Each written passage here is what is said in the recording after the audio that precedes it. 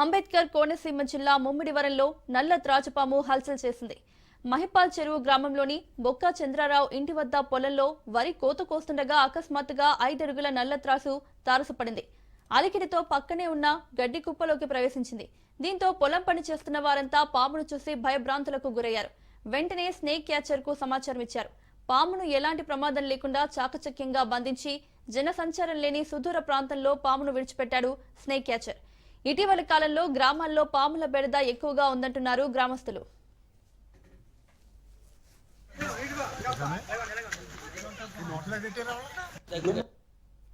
నమస్తే అండి, నా పేరు స్నేక్ క్యాచర్ వర్మ అండి. ఇలాగా మహిపాల్ చెరువు బొక్క చంద్రరావు గారు గడ్డిమేటిలో పాము ఉందని నాకు సమాచారం అందించారండి.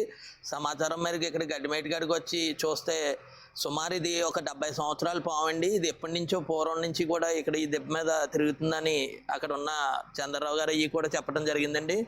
అలాగే గడ్డి అంతా పక్క తొలగించి పామును ఎలాగైతే చాకచక్యంగా డబ్బాలో బంధించడం జరిగింది. అలాగే ఇది బాగా పెద్ద పాము కాబట్టి ఈ పామును కూడా దూరంగా విడిచిపెడతామండి.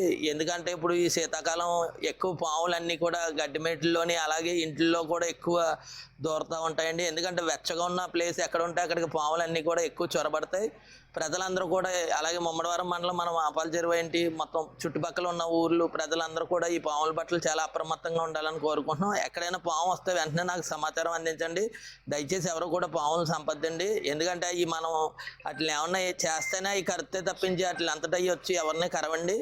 అలాగే పిల్లలందరూ కూడా ఈ నైట్ పూట తిరిగినప్పుడు కొంచెం చాలా జాగ్రత్తగా ఉండాలని మనస్ఫూర్తిగా కోరుకుంటున్నాం.